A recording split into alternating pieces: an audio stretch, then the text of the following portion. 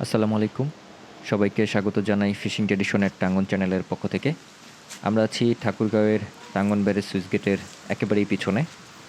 এখানে স্থানীয় যারা মাছ শিকারী আছে, বিশেষ করে মাছ ধরেই যাদের আসলে জীবিকা নির্বাহ হয়, তারা তাদের প্রয়োজনে বিভিন্ন পদ্ধতিতে মাছ ধরে থাকে, বিশেষ করে বিভিন্নভাবেই মাছ ধরে থাকে।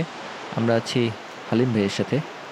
আমাদের এই ব্যারেজ এলাকায় উনি একজন প্রফেশনাল মাছ শিকারী। বিভিন্ন পদ্ধতিতে বড়শি এবং ঝাঁকি জাল যখন যেভাবে মাছ ধরা যায় সেভাবেই উনি মাছ ধরে থাকে। বলা যায় যে বছরের ৩৬৫ দিনই মাছ ধরেই ওনার জীবিকা নির্বাহ হয়। তো বর্তমানে মাছ খুব একটা কম থাকার কারণে, সামনের দিকে বড়শি দিয়ে মাছ না থাকার কারণে এবং পিছন দিকেও খুব একটা মাছ না থাকার কারণে আজকে একটি অন্যরকম পদ্ধতিতে মাছ ধরা হচ্ছে। এটা একটু পরিশ্রমের ব্যাপার এবং একটু রিস্কিও, কিন্তু যখন জীবিকার প্রশ্ন আসে তখন যেভাবেই হোক মাছ ওনাকে ধরতেই হবে এবং এজন্যই আসলে আজকে একটু আলাদাভাবে মাছ ধরছে। এবং এটা আমি জানি না এভাবে মাছ ধরা কতটুকু ভালো, এবং এটা অনেক বেশি পরিশ্রমের, সেই সাথে রিস্কিও। তো শেষ পর্যন্ত দেখা যাক আসলে মাছ আমরা এখান থেকে ধরতে পারি কিনা। আমরা সবসময় দেখেছি যে পানির মধ্যে ঝাঁকি জাল ফেলতে, কিন্তু কখনো হয়তো বা দেখেননি যে ব্লকের উপর ঝাঁকি জাল ফেলে মাছ ধরা। এগুলো এই কঠিন রাস্তাটা আসলে বেছে নিতে হয় শুধুমাত্র জীবিকার তাগিদেই, কারণ এভাবে মাছ ধরা অত সহজ না। দেখতে পারলেন যে এই ব্লকের উপরে জাল ফেলা হলো। এই ব্লকের ফাঁকে ফাঁকে নানা ধরনের মাছ কিন্তু থাকে, যার কারণে এখন এই কাঠিগুলোকে জালের ব্লকের চারপাশে সুন্দর করে বসিয়ে দেওয়া হবে। তারপর আস্তে আস্তে করে একটা একটা করে ব্লক জালের বাইরে বের করে নিয়ে সবশেষে আসলে মাছ ধরা হবে।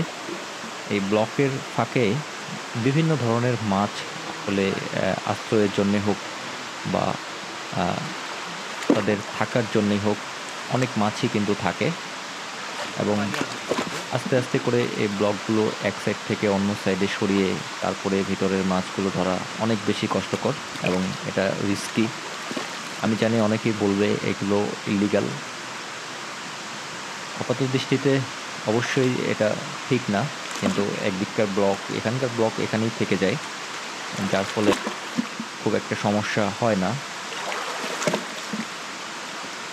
আজকে এই ব্লকগুলো এখানেই আশেপাশেই থেকে যায়, কিন্তু আমরা আসলে শেষ পর্যন্ত দেখি যে এখান থেকে মাছ ধরা আদৌ সম্ভব কিনা।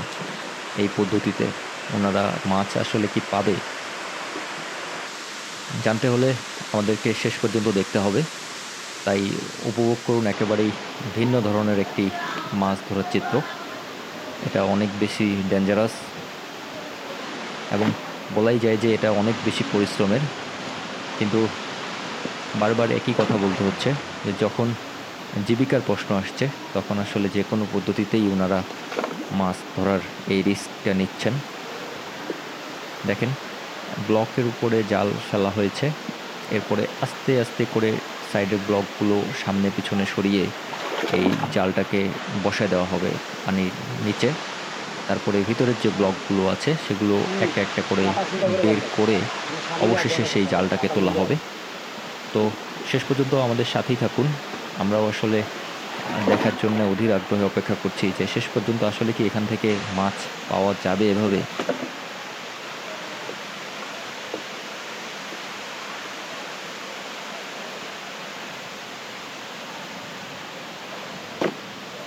পিছনের দিকটাতে জাল বসা দেওয়া হয়েছে, এখন সামনের দিকটায় বাকি আছে। এবং এই সাইড থেকে আসলে ব্লকগুলো সরাই সামনের দিকে রাখা হচ্ছে, যার কারণে খুব বেশি সমস্যা আসলে হবে না। তো এই একটা জাল তুলতে ওনাদের প্রায় ৪ থেকে ৫ ঘন্টার মতো সময় লাগে। বুঝতে পারছেন যে অনেক পরিশ্রমের একটা কাজ। এরই মাঝে আকাশ প্রচণ্ড পরিমাণে মেঘ করেছে এবং বোঝাই যাচ্ছে যে বৃষ্টির একটা পূর্বাভাস। সেই সাথে প্রচণ্ড রকম বাতাস। আপনারা জানেন যে উত্তরবঙ্গে এখন খরা পরিস্থিতির সৃষ্টি হয়েছে। খুব বেশি বৃষ্টিপাত হয় না। গত ২ মাস ধরে বৃষ্টিপাত নাই বললেই চলে এবং এই সময়টাতে ধানের শীষ আসে, যার ফলে বৃষ্টির খুব বেশি প্রয়োজন, না হলে ধানের আবাদ ভালো হবে না। এবং কৃষকেরা প্রতিনিয়ত দোয়া করছে যেন বৃষ্টিপাত হয় এবং আল্লাহর অশেষ রহমতে আমরা কিন্তু বৃষ্টির দেখা পাবো বলে মনে হচ্ছে। প্রচণ্ড পরিমাণে মেঘ করেছে আকাশে এবং সেই সাথে প্রচুর বাতাস। তো এর মাঝেই কিন্তু ওনারা কিন্তু ওই ব্লক সরানোর কাজ কিন্তু করতেছে। দেখা যাক আসলে শেষ পর্যন্ত আমরা এখান থেকে মাছের দেখা পাই কিনা।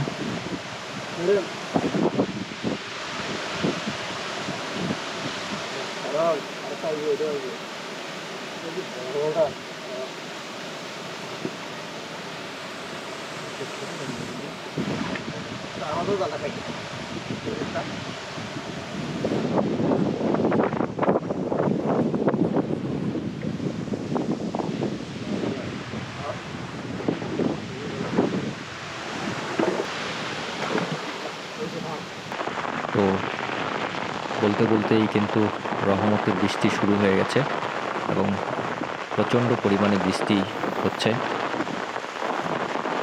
এই বৃষ্টির মধ্যেও ওনাদের মাছ ধরা কিন্তু থেমে নেই।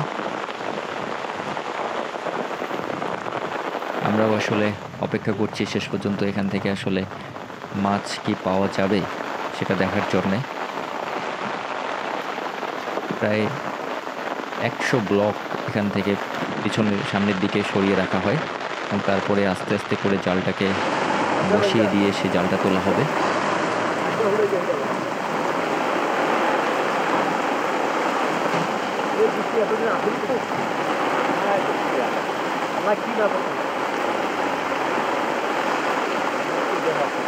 আরো তো আমি একটা জায়গা আরো কত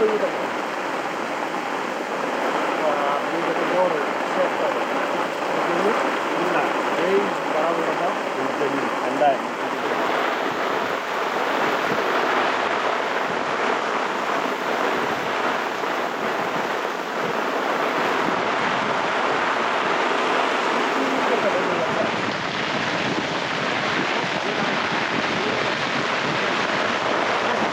খোলোইটা দে খোলোইটা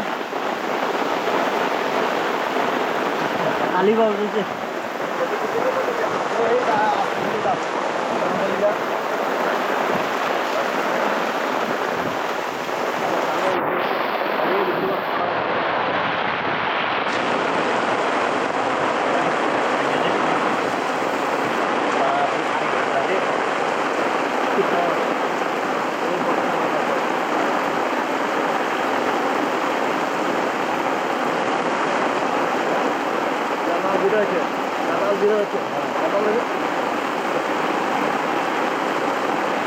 অবশেষে ৩-৪ ঘন্টার পরিশ্রমের পরে জালটাকে একখানে নেওয়া হয়েছে।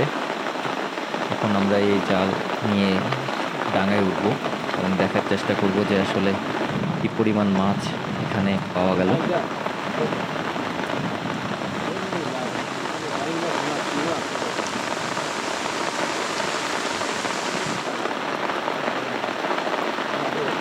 এটা বাইম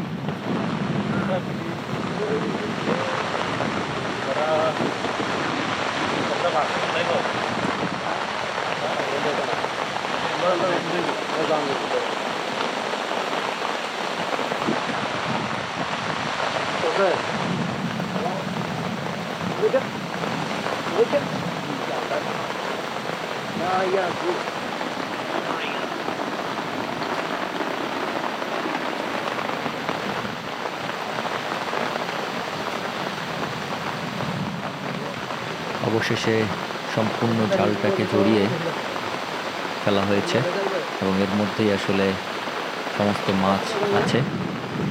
আমরা এখনো খুব বেশি দেখতে পাচ্ছি না যে কি পরিমাণ মাছ এখানে আছে। এর জন্য আসলে এখান থেকে ডাঙায় যেতে হবে এবং তখন আসলে এই জাল ছাড়া হবে।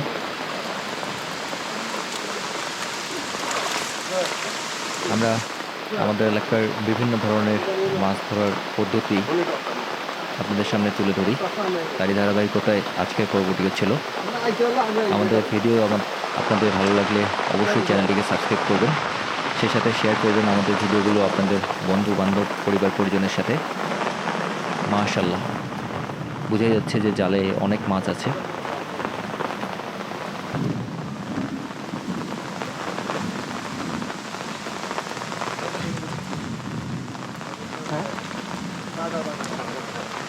এভাবে যে মাছ পাওয়া যায় সেটা আসলে অভাবনীয়, অবিশ্বাস্য।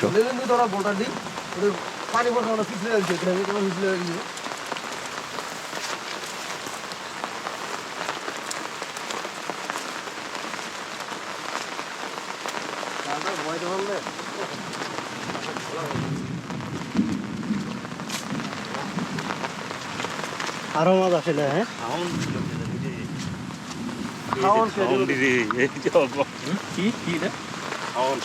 মাছের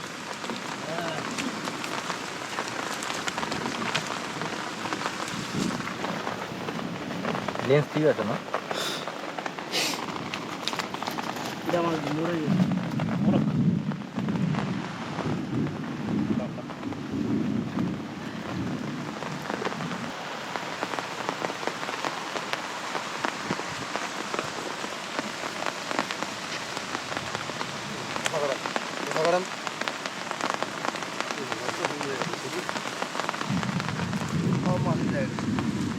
কই মাছও তো আছে অনেক কালীবাউ কালীবাউ ট্যাংরা মাইল সহ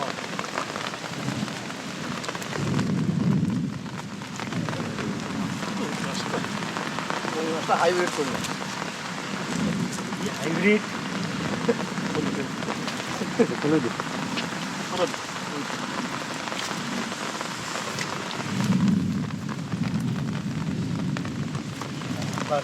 মাছ সব ভালো ভালো মাছ। দামি দামি মাছ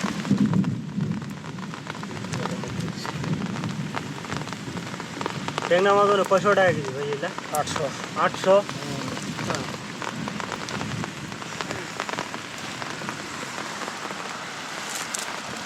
সুপার ভিউ করে দিত। সুপার ভিউ দেয় এখন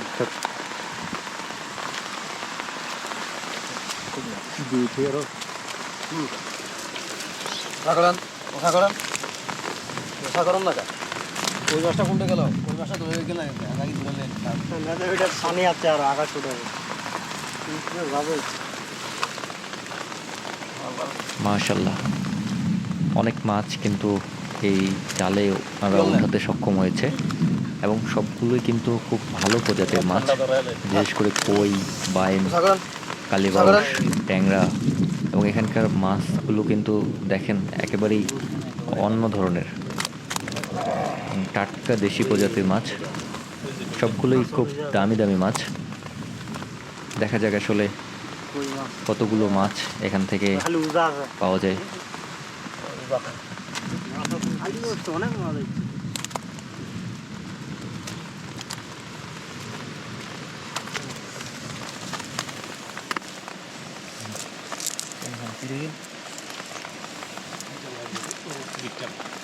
গিটারটা খুলে দেন। এনারা সিরে গেছে ও সিসি আমারই যেটা সিসে লাগালো গিটার ছেড়ে দিছি। গিটার সময় না, এটা কি সুতাটা এমন না মাছ মারে জালটা এমন এটা আয়রন আয়রন আয়রন এমন কিছু জালটা সাদা সুতার নাকি দেখি মাছ সেই হ্যাঁ বাইং মাছের বাচ্চা।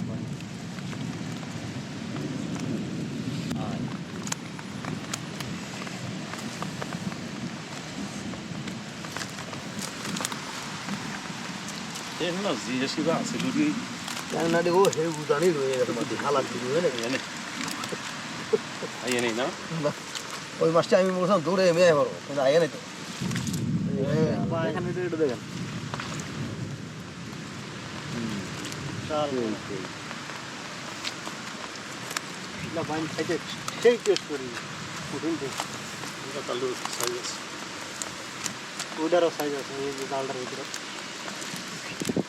ট্যাংরা রে ঠান্ডা ধরছে নাকি ঠান্ডা ধরবো না রোদে দিয়ে মেঘের মধ্যে ভিজা গেছে না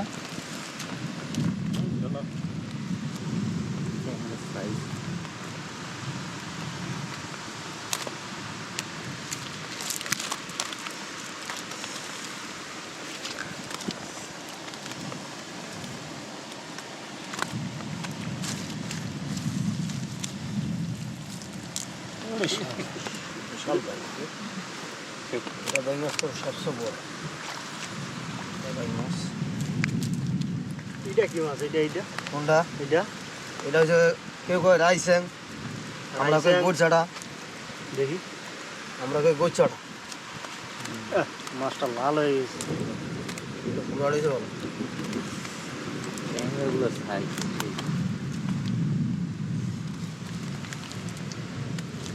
এত সুরানের বড় আমি নিচে কম সুরাইছি আর কি আছে কালি বসে বাচ্চা এটা বড় আছে এই রে, বিশাল বাইক।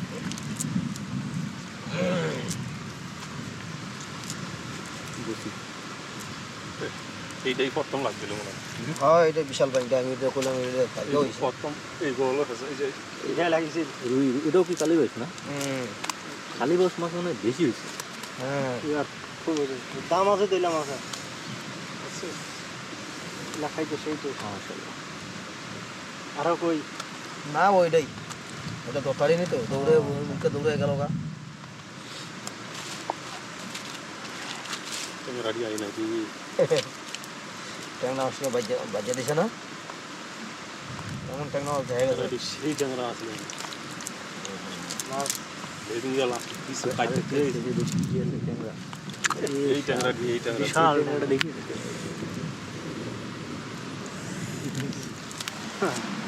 ট্যাংরার সাইজ দেখি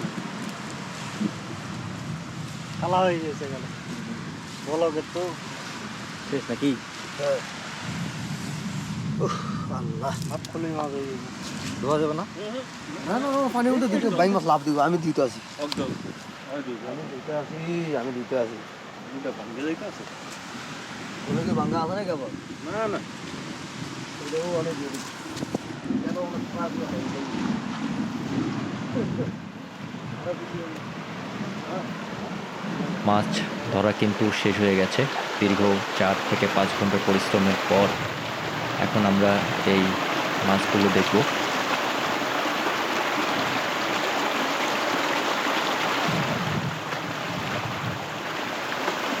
নিয়ে যান সাইডে নিয়ে যান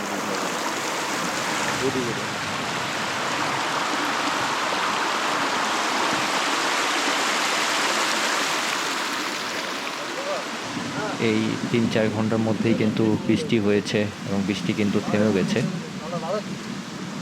প্রায় 3 কেজির মতো 3 কেজি মাছ মাছ। ওনারা ধরলো এবং স্থানীয় বাজারে এই মাছের মূল্য প্রায় 1500 টাকার মতো বাইন্ডায় তো হাত তুলবে তো এভাবেই আসলে এখানকার জীবনযাত্রা চলে আজকের পর্ব আমরা এখানেই শেষ করছি দেখা হবে আগামী পর্বে সে পর্যন্ত সুস্থ থাকুন ভালো থাকুন ধন্যবাদ সবাইকে